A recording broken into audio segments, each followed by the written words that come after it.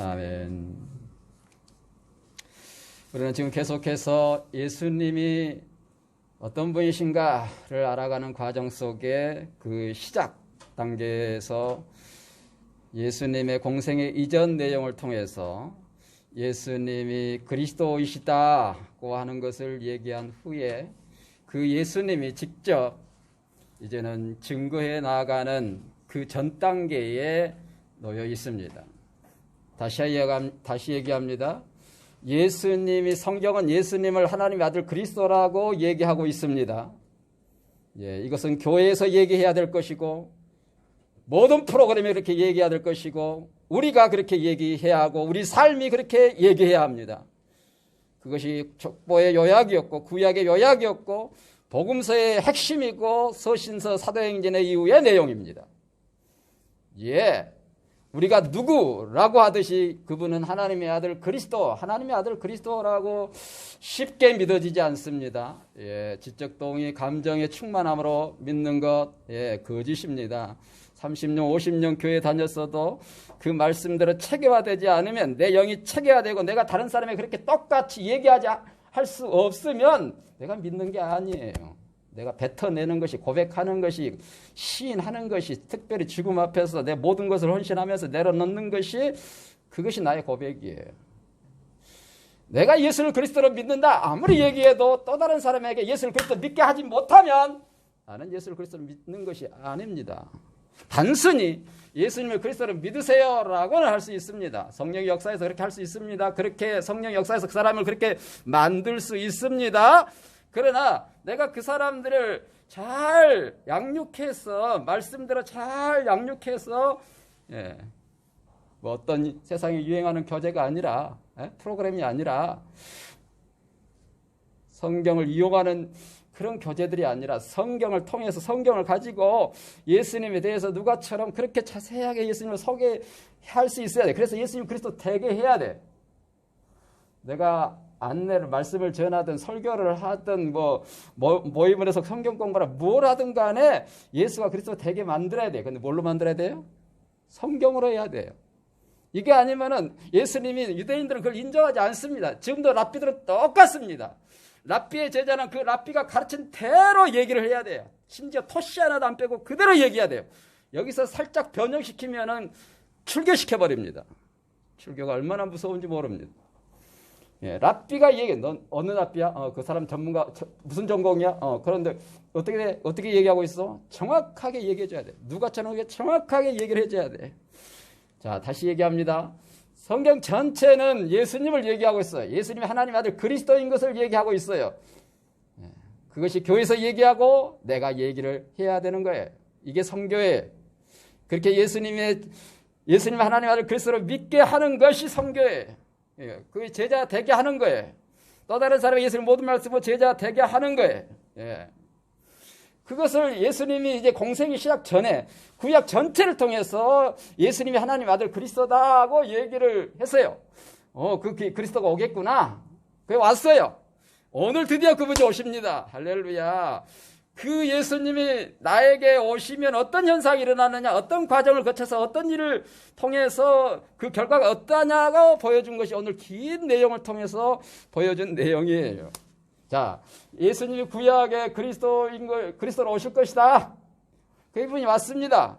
왔는데 그 예수님을 이제는 간접적으로 계속해서 이분이 그리스도야. 구약 얘기한 그분이야. 맞아. 오늘 탄생한 이후부터 예수님이 그리스도라고 계속해서 점 찍어줘요. 계속해서 얘기해줘요.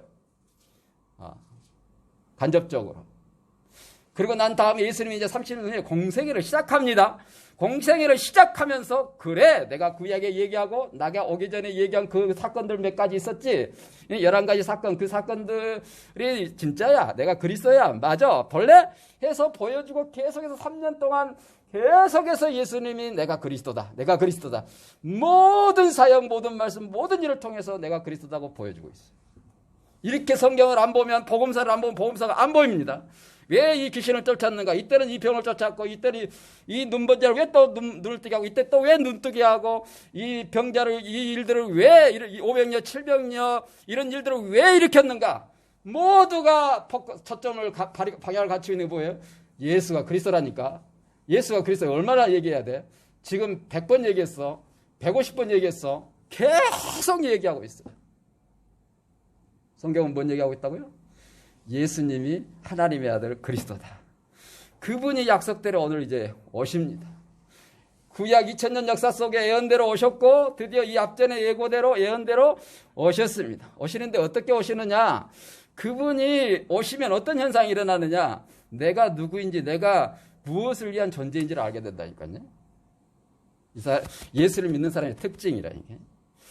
예수님이 오셨어요. 오늘 탄생했어요. 드디어 예수님이 성탄하셨습니다. 성탄하시는데 두 사건을 통해서 우리에게 보여주죠.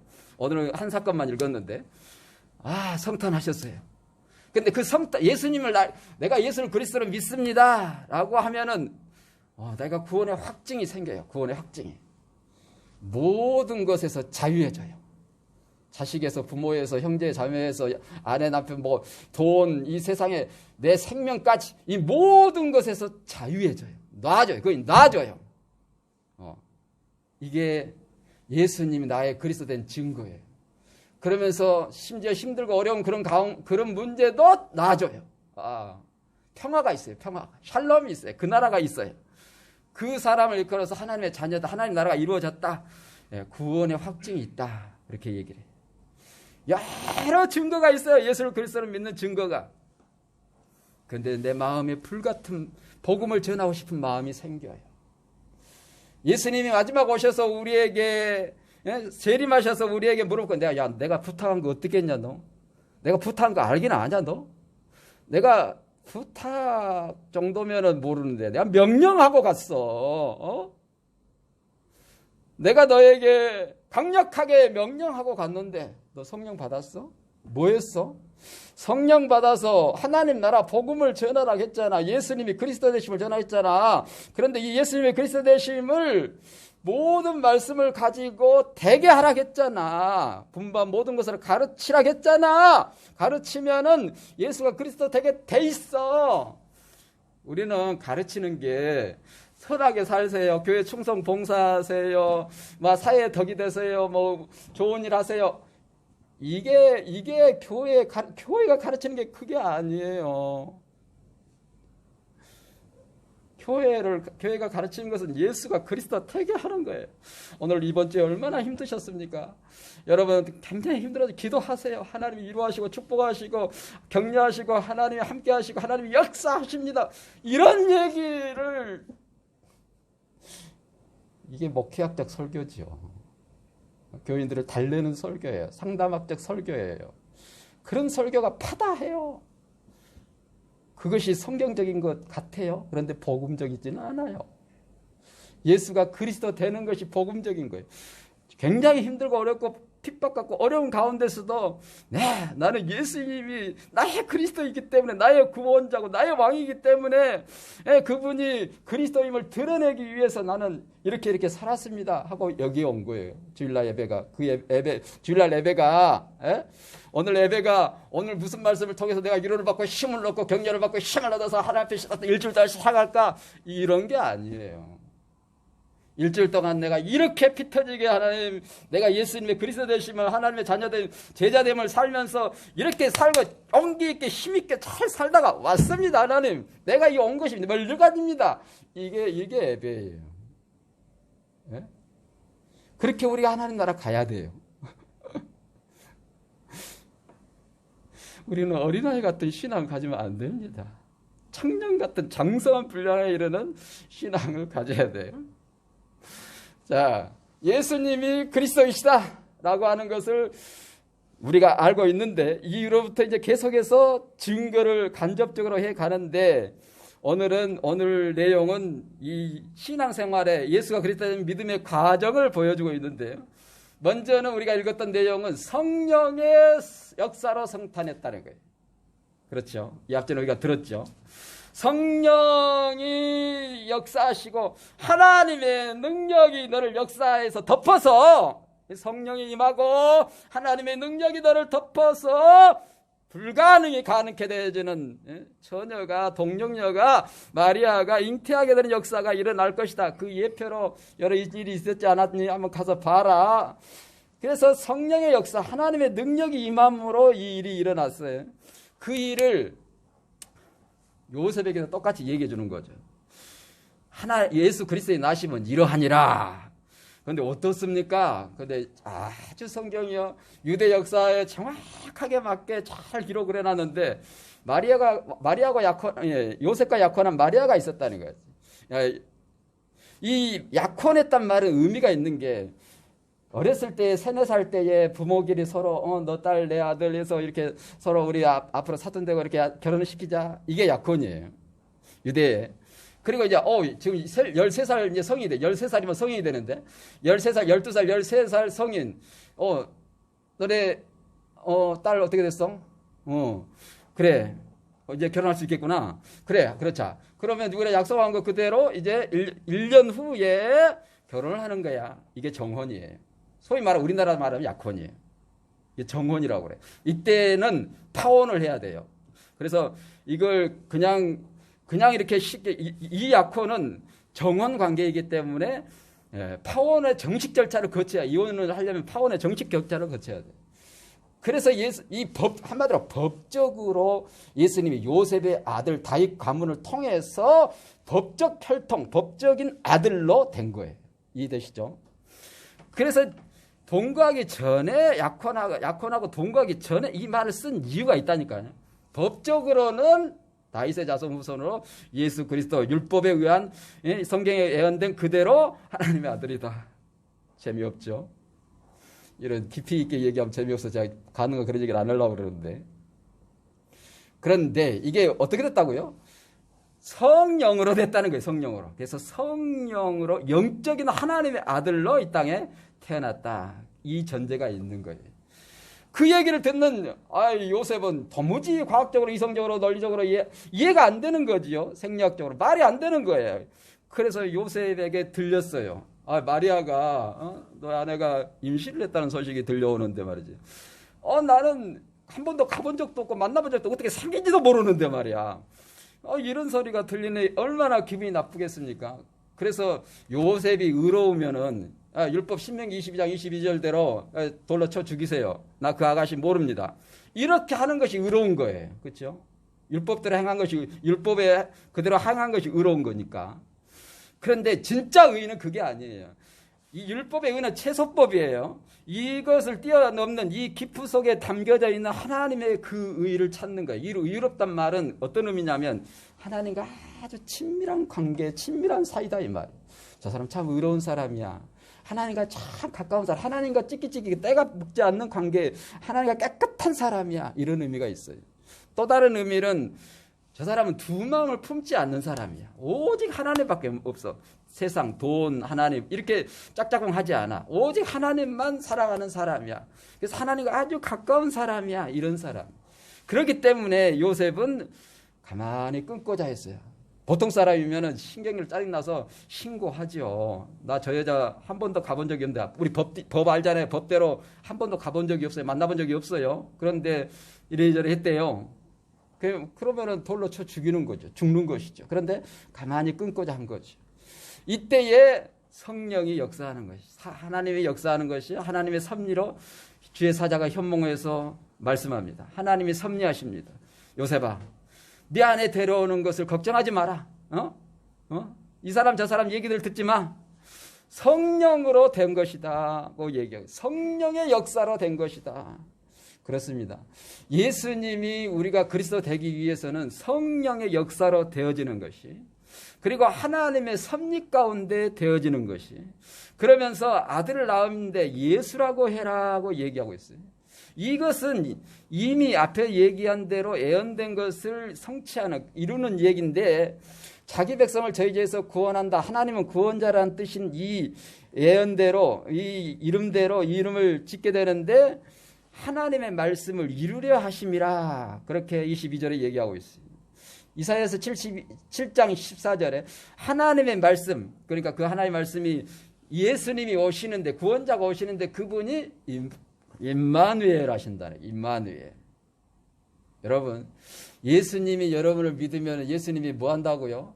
함께 하세요. 임마누엘 하세요. 임마누엘. 아멘. 그런데 많은 사람들은 예수님이 나하고 함께 하긴 하는데 임마누엘이 아니고 하나님이 아니고 임마누 돈이 함께 했으면 좋겠고, 임마누 출세가 함께 했으면 좋겠고, 임마누 큰 교회 명예가 함께 했으면 좋겠고, 임마누 어떤 나를 위한 사랑, 나를 위한 어떤 권세, 나를 위한 것이 있으면 좋겠고, 임마누 세상 그 어떤 무엇을 추구하는 것, 내 마음속에 그것이 있다면은 아직 임마누엘이 안 되는 것이죠. 임마누엘이 돼야 되는데 말은 예수님을 함께합니다. 나 예수님 믿습니다. 아니야. 임마누 뭘 기도하는데 기도 제목 들으면 당신 기도 제목이 뭐고 당신 소원이 뭐고 비전이 뭔데요? 들어보면 알죠. 지금 딱 하나만 걸어와서 당신이 원하는 소원이 뭡니까? 들어보면 알아요.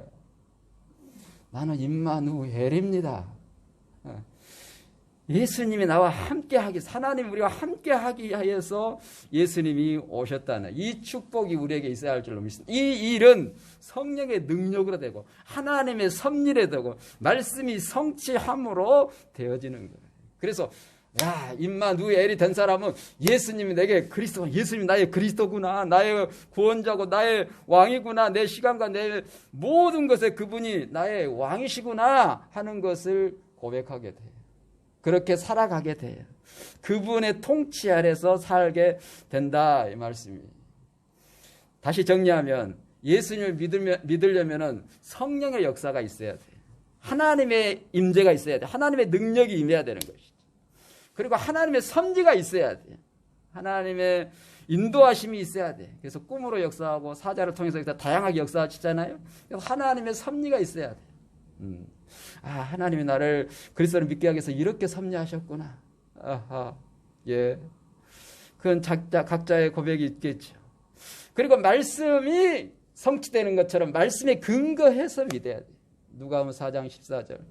성령과 말씀으로 예수님이 사역을 하셨어요.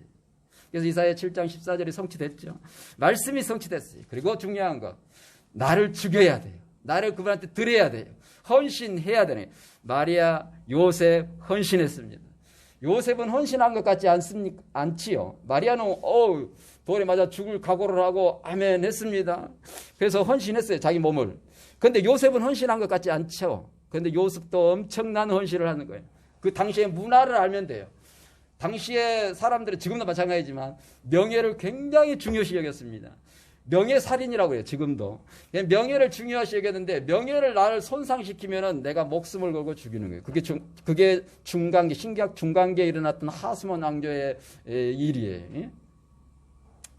그러니까 명예를 손상하면, 명예를 우습게, 나를 기분 나쁘게 하면, 자존심 상하게 하면 목숨 걸고 덤벼드는 것이죠. 예. 그래서 이 요셉은 그 명예의 손상을 입은 사람이에요. 명예에 엄청난 상실을 받게 된 거예요. 야, 네가 얼마나 못났으면 딴 남자가 그렇게 했겠니? 그럼 너 결혼 약혼 말이야, 그렇게 정혼까지 해놓고 여자 하나 책임 못 지고 너를 얼마나 신뢰 못했으면 그렇게 됐겠니? 그런데단 말이야. 또 여자까지 데려오냐? 누구인지도 모르는 그 애를 또 데려와. 별의별 얘기가 다 있었겠지 않습니까? 그런데 그는 꼭 견디면서 참으면서 하나님의 뜻을 이루어가는 아름다운 헌신이 있었다는 거예요. 그래서 요셉이 잠에 깨서 분부대로 그대로 행합니다. 아내를 데려옵니다. 그리고 또 하나 10개월 동안 애를 낳을 동안까지 아내 가까이 가지 않습니다. 금욕합니다. 이게 여러분 젊은 남자는 알 거예요. 자기 아내가 왔는데 자기 아내 방에 들어가지 않습니다. 동침하지 않아요. 엄청난 헌신을 하는 겁니다. 자기 명예의 그런 치욕적인 멸시를 받으면서도 순종했던 거예요. 헌신했던 거예요. 헌신이 있었습니다. 그 결과 임마누엘이 되는 거예요. 그분이 그리스도가 되는 성탄의 역사가 일어난 거예요. 아주 신실하게 하나님 앞에 반응하는 요셉의 모습을 볼 수 있어요. 반면에 누가복음의 2장 1절에서 7절은 누가복음의 2장 1절에서 7절은 그냥 예수님이 성탄 하시긴 하시는데 누가 보면 얘기하고자 하는 거 뭔 얘기야? 7절에 얘기하고 있죠. 그 위에 강보에서 그 위에 놓여 있는 것이 증거다, 표적이다. 이게 주제절인데 그 앞에 내용들은 1절, 2절에 1절, 2절이 중요해. 1절, 2절에 가이사 아구스도가 영을 내렸어. 가이사 아구 시대 때에 예수님이 태어났어. 구레네가 총독일 때 태어났어. 다시 얘기하면 마태복음의 성탄은 성령으로 하나님의 역사로 성탄되어, 물론 요셉의 헌신이 있었는데 성령의 역사로 성탄됐는데 반해서 누가복음의 성탄은 예수님이 역사적으로 성탄했다는 거예요. 역사적인 인물이라는 거예요. 이것 때문에 이단들이 많이 나옵니다. 예수님을 인성과 신성을 공유하신 양쪽을 다 믿어야 되는데 인성만 믿는 거죠. 4대 성인 우리가 믿어요. 믿어주자. 알았어. 역사적 인물로 인정해. 여러분 예수님이 30세에 하늘에서 뚝 떨어져 가지고 그때부터 구제로 오신 게 아닙니다.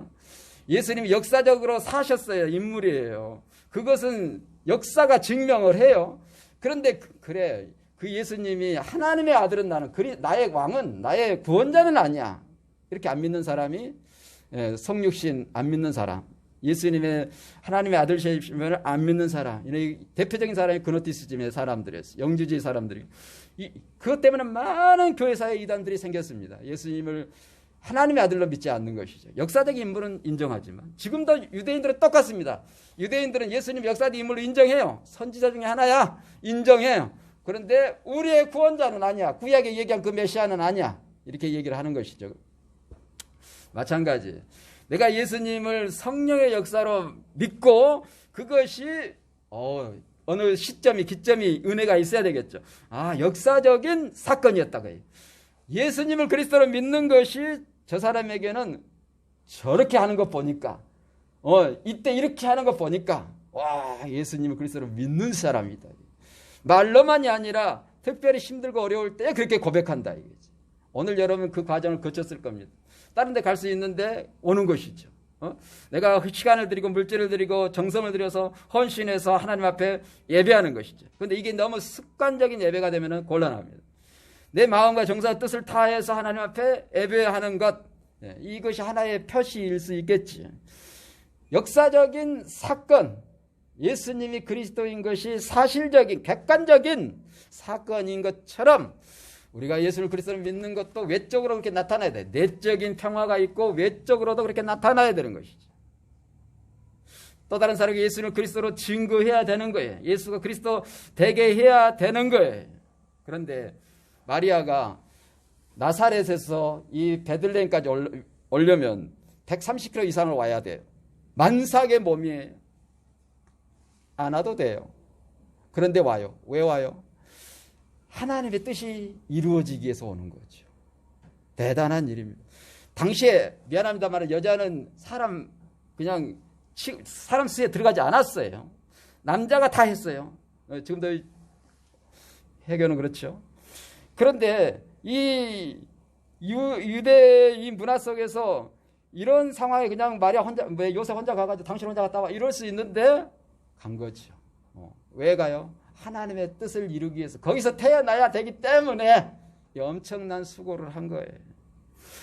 호적의 명을 내렸다는 것은 이 가이사 아구스도, 가이사란 말도 황제고 아우스토란 말도 황제인데 황제란 뜻인데 이게 이제 아우구스도가 나중에는 이름이 돼버리죠. 근데 이 사람의 본명은 아우구스도 옥타비아누스예요. 역사적인 인물은 옥타비아누스가 인물이에요.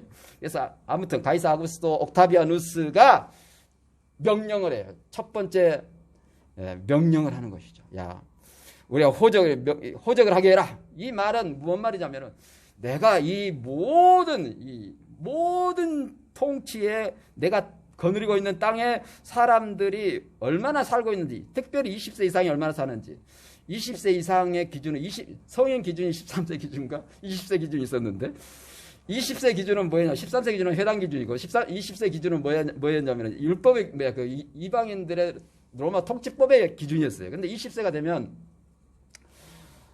20세 성인은 뭐냐면 세금 낼 사람이 얼마인가 이걸 확인하는 거예요.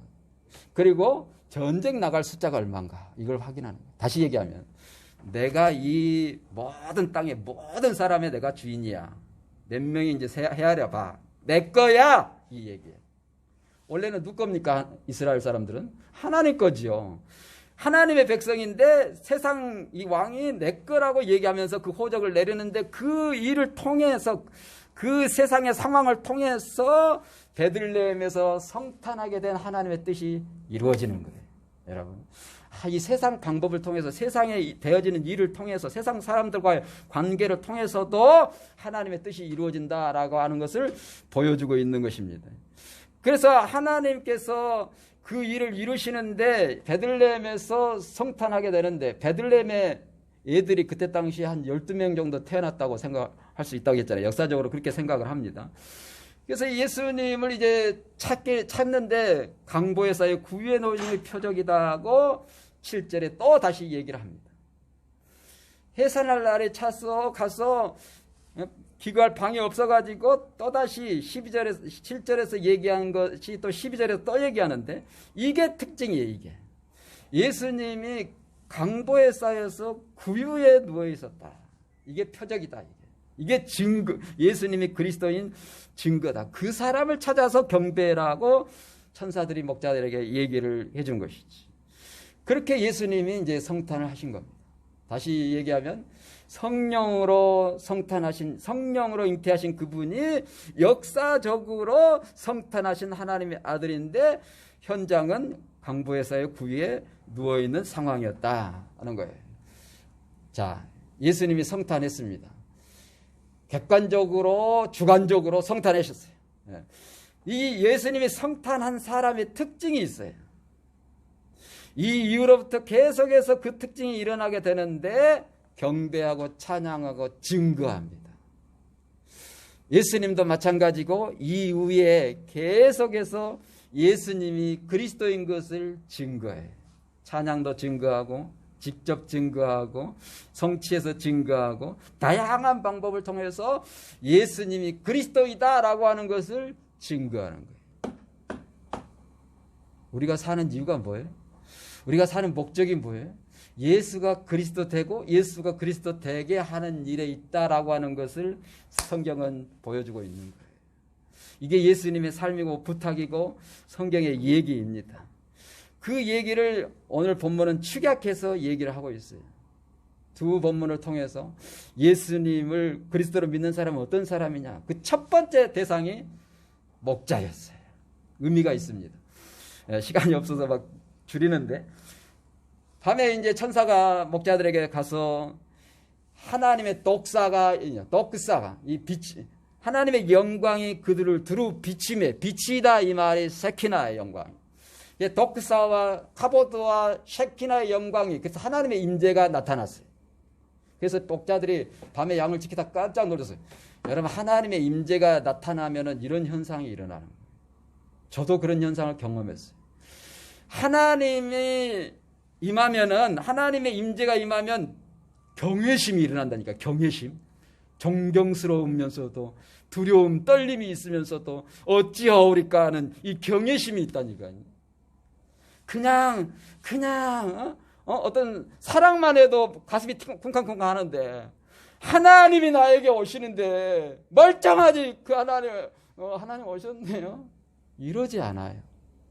하나님이 어떤 모습으로 오시든지 언제 오시든지 하나님이 오시면 와 하나님이 오셨어. 경외심이 있다니까요. 경외심이. 그럼 내가 어떻게 해야 됩니까? 주님. 내가 하나님 임재에 살아있네요. 경외심이 생겨요. 이 얘기는 뭐냐면 그냥 순종할 수밖에 없어요. 그대로 따라갈 수밖에 없어요. 그냥 복종할 수밖에 없어요. 뭘 원하시든지 오케이 하겠습니다. 그런 마음. 목자가 그랬어요. 그냥 하나님의 임재가 딱 오니까 하나님의 임재가 왔어. 우리가 죄인이라 죽이러 왔나? 이럴 수 있겠죠. 당시의 목자들은요 아주 천대받은 직업이었어요. 멸시 그런 멸시를 받는 아주 죄가 엄청 많아서 저 목자가 있어요. 죄 많아서 하는 직업군이 있었는데 그 중에 대표가 목자였어요. 우리가 생각하는 목가적인 분위기에서 목동이 휘파람 불면서 뭐 그렇게 하는. 지금도 이스라엘 가보면 베드인족, 이집트 베드인족은 그렇게 삽니다. 아주 이게 인간이야, 동물이야, 사람이야, 이게 뭐야, 이게. 사람이면 이렇게 안 살 것 같은데. 그런 삶을 사는 사람이 지금도 있어요, 베두인족에. 척박한 아주 광야한 모래밭 힘들게, 낮에는 덥고 밤에는 춥고, 그런 데서 자기 양이면 그렇게 목동 안 하지요. 시키죠. 그냥 진짜 없는 사람은 양 5마리, 7마리 막 주인 여러 마리 것을 해가지고 우리가 목동을 돌아다니면서 하고, 정말 천대받은 직업이 목자였어요. 그런데 예수님이 그 목자로 오셨고, 그 천대 멸시 죄인을 대표하는 그 사람들을 대신해 그 사람들에게 첫 번째로 가장 기쁜 좋은 소식을 전해주는 거예요. 목자들이 얼마나 놀랬겠습니까? 이게 하늘문이 열리는 게 이게 좋으면서도 힘든 거거든요. 하늘문이 열린 사람은 기뻐할 사람은 뭐냐면 예수를 그리스도를 믿는 사람은 야 드디어 올 게 왔구나. 심판의 날이 왔구나. 할렐루야. 내가 기다렸습니다. 할렐. 그리고 그분을 맞이하지만 하늘문이 열렸는데 예수님이 재림하셨는데 내가 예수를 그리스도를 안 믿네. 그러면 심판만 저주받는 일이죠. 그러니까 하늘문이 열리는 것은 이 여호와의 날, 구약에 도도하게 그러는 그 하늘문이 열리는 여호와의 날처럼 하나님의 임재가 그들에게 임하니까 우리가 이제 죽을 때가 됐구나 하고 얼마나 두려워 떨었겠습니까? 야, 무서워하지 마라. 두려워하지 마라. 보라, 내가 온 백성에 미칠 큰 기쁨의 소식을 너에게 첫 번째로 전하러 왔다. 오늘 다윗의 동네에서 너희를 위하여 구주가 나셨으니 곧 그리스도 주시니라. 와야 죽는 줄 알았는데 죽이는 줄 알았는데 우리를 구원하시기 위해서 오셨대. 그때 그들이 어떻게 반응했습니까? 그냥 다 내려놔 버린 거죠. 여러분, 제가 칠판이 없어서 참 그러는데 유대인들이 그러니까 목자들이 우리를 이렇게 치고 있다가 이제 밤이 되면 이리 때 보호하기 위해서 우리에서 뺑 둘러 쳐놓고 자기는 여기서 앉아서 이렇게 딱 잡니다. 문에서 양이 들어오지 못하게, 이리가 들어가지 못하게. 그렇게 생명처럼 아끼는 재산, 양이에요. 내 것도 아니에요. 나는 양 한 마리 생명값도 못 돼요. 양 한 마리 생명값도 못 되는, 그렇게 소중하게 여기는 내 주인이, 내가 양 한 마리 잊어버리면 나는 죽어. 끝나. 우리 집은 못 살아. 이제 끝나. 그 정도로 생명처럼 여기는 그 양떼를 뒤로 둬버리고 예배하러 갑니다. 주저하지 않습니다. 지금 당장 빨리 가자. 온 백성에 미칠 큰 기쁨의 좋은 소식, 강보에서의 구위에 누워있대. 가보자. 그러면서 가려고 하는데 천군 천사들이 나타나서 그냥 엄청난 환호의 찬양을 하는 거죠. 지극히 높은 곳에서는 하나님께 영광이요, 땅에서는 하나님이 기뻐하신 사람들 중에 샬롬이다. 야, 봐라. 그러면서 가장 신령한 영적 존재인 하늘에서의 천사들이 예수님이 오셨다, 메시아가 왔다, 평화. 이게 뭐예요? 하나님께 영광, 세상의 평화, 이 얘기 뭐예요? 메시아가 왔다 이 말이죠. 하나님 나라가 임했다 이 말이죠. 그래서 베들레헴으로 가서 이제 목자들에게 야, 우리가 빨리 가서 경배하자, 찾아보자, 알아보자. 그래서 서로 목자가 야, 오늘 너 당번 좀 해라 이러지 않았어요. 오늘 너 기다려라 이렇게 얘기하지 않았어요. 그냥 주저함이 없이 모두가 16절에 빨리 가서 마리아와 요셉과 그 위에 누인 아기를 찾아서 보고 천사와 자기들에게 아기에 대하여 말한 것을 전해줬다 그랬습니다. 그래서 이 찾았단 말은 무슨 말이냐면 아내 제툰이라는 헬라인데 이잡듯이 간절한 마음으로 엄청나게 산만한 마음으로 막 간절히 찾았다는 얘기예요. 이게. 이 찾았다는 뜻이. 오늘 우리가 그렇게 예배하고 그렇게 주님을 찾고 그렇게 성경을 통해서 저는 지금 찾고 있습니다. 이 말씀을 통해서 마지막 말씀을 가지고 이행할 선교사님을 찾고 있어요. 하나님의 사람들을 찾고 있어요. 이제 언젠가는 그렇게 할 겁니다. 지금 사람들이 그런 징조가 보입니다. 그렇게 하는 사람도 있습니다. 그런데 계속해서 그 사람들을 찾고 있는 것이죠. 왜 그래요?